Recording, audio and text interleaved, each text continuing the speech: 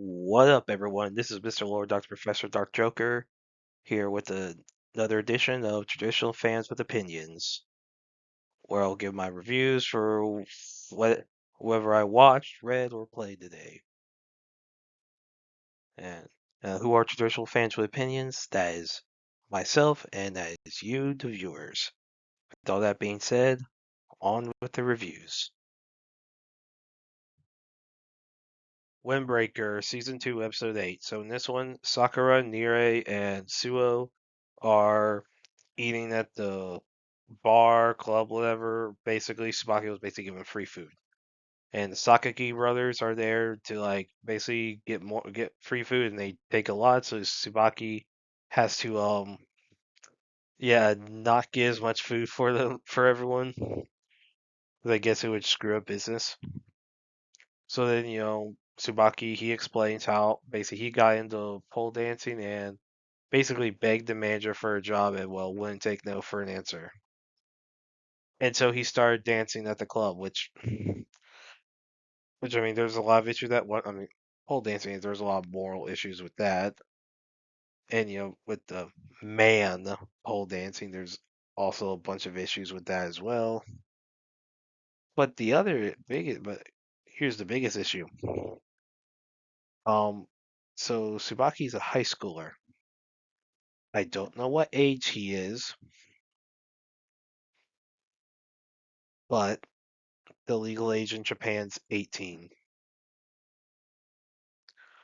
Like I'm pretty sure, like it's 18. Like I'm pretty sure. So it's 18. So I'm like, if I don't know, I mean now Tsubaki, I believe, is of the age where he's about to graduate high school, so he could be 18. He could be. So legally, maybe he is allowed to. But if he's younger, I feel like there'd be some legal issues there. That's when the show, obviously, in real life, like since this is a cartoon show, this is an animated show. It's not a cartoon, it's an anime. Since this is an anime show, it's not a live action thing. Obviously, some rules are a little different. But anyway, from a legal standpoint, it's within within the context of the show. Legality is probably questionable. Some because I don't know the age of the character. Could be 18, so it's not an issue. Anyway, so basically, so enough of that. So the sake brothers, mooching off of food, trying to get a bunch of free food. That it was funny. So then a bunch of delinquents arrived trying to get Suzuka, who had just done a very good singing performance. Like she sings very well. So basically, all these delinquents, and so basically they're all part of this group called Gravel, which is from like this like a not so nice area, like very poor area. And then like basically they're basically mercs, like they're delinquents that offer their services up as mercenaries. And so they were hired by someone to, I guess, abduct Shizuka. And so basically, so Sakura, Suonire,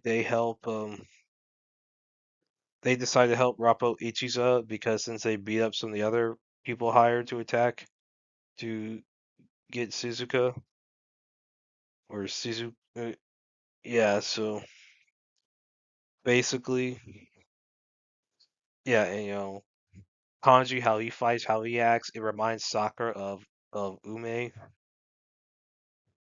And Kanji, he can fight. Like he can fight very well. Like he did, like doing like the leader of Gravel, like basically threatens Suzuka. Like start let's just say how he talks.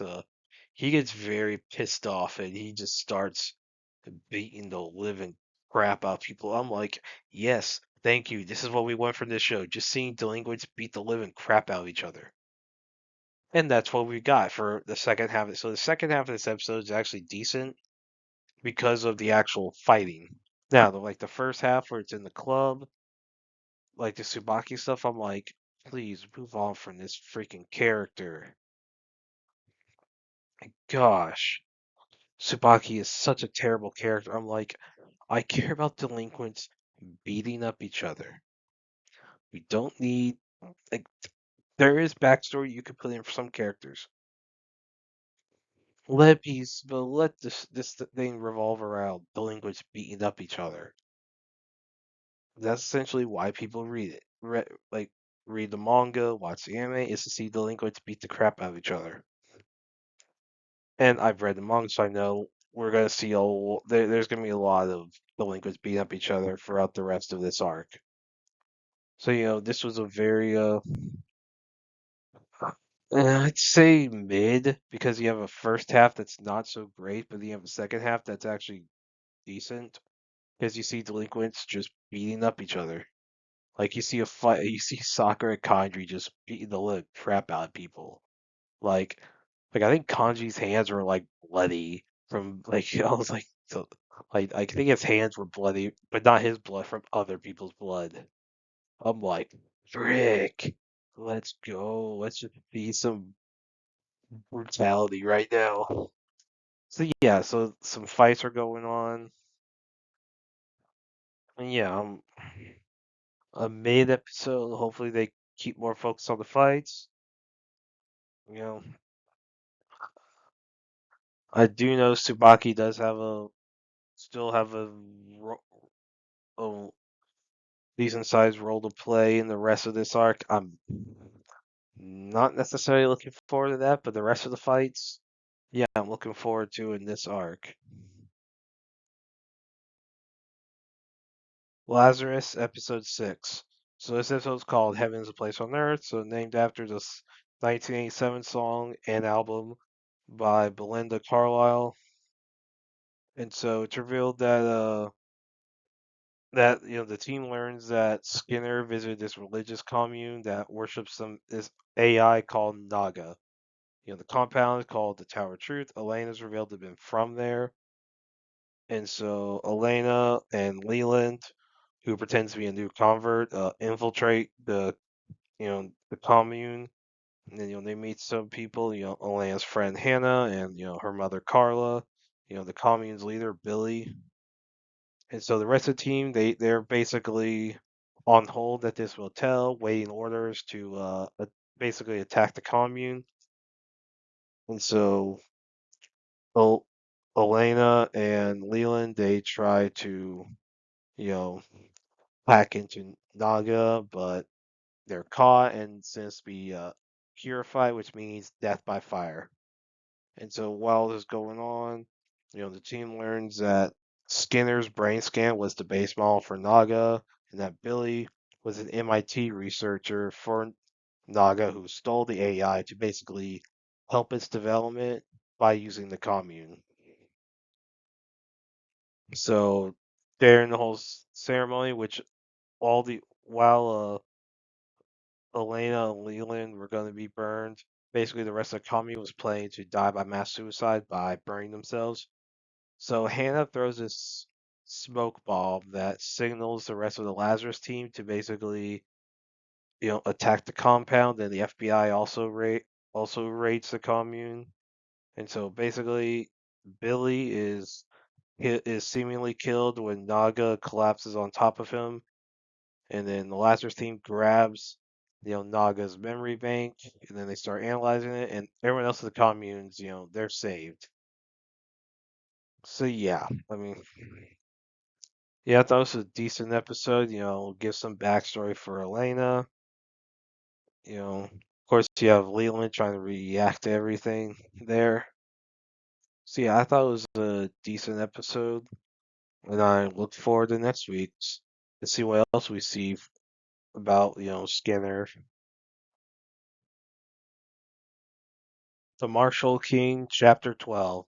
So in this one, after Jimu's feat with quick draw, the principal shows off how she's able to do quick draw, and it show that wanted to show basically to show Jimu how like having comrades can help him against a bunch of enemies. And so Then the and so basically after she shows success, basically, so the faculty wins like the second round, so it's 1-1. Third round is for all the marbles. And so what the next round is, it's so the principal chooses Mira Abigail Black to be like the one who goes against Jimu, and it's basically what is it, it's like an endurance competition, so it's for firing 60,000 shots. So it's not necessarily a speed thing. It basically I guess it's whoever does the best at firing 60,000 shots, and that's where things can be difficult for Jimu because he doesn't necessarily have the kind of stamina that seen the way the dialogue works, the way the framing and the panels work. He doesn't seem to have the kind of stamina that Mira does. So Mira probably has a lot of experience, having been at school for a little while. So she probably has a lot of stamina when it comes to shooting. So looks like there's actually a chance that Jimmy is going to lose. And yeah, that could be interesting for like if Jimu like stays at the school. So I'm hoping he does. I want to see more of the school. This show like basically see Mira. It could lead some development for Mira because obviously I mean, like, there's a chance that Jimu and Mira are into each other based on how they interact. But I don't care too much about that. But we're going to see some character development, it looks like. And it could be interesting, 60,000 rounds. I don't know on average how quick a person can fire that many with a pistol. So, yeah, I thought this was a really good chapter. I'm interested in next week's, see how the third round goes. And that's it. Did, did y'all like the stuff I reviewed? And if you have your own opinions about all that, you can put all that in the comments. Thank you for watching, and like, subscribe, and all that. And look forward to the next video.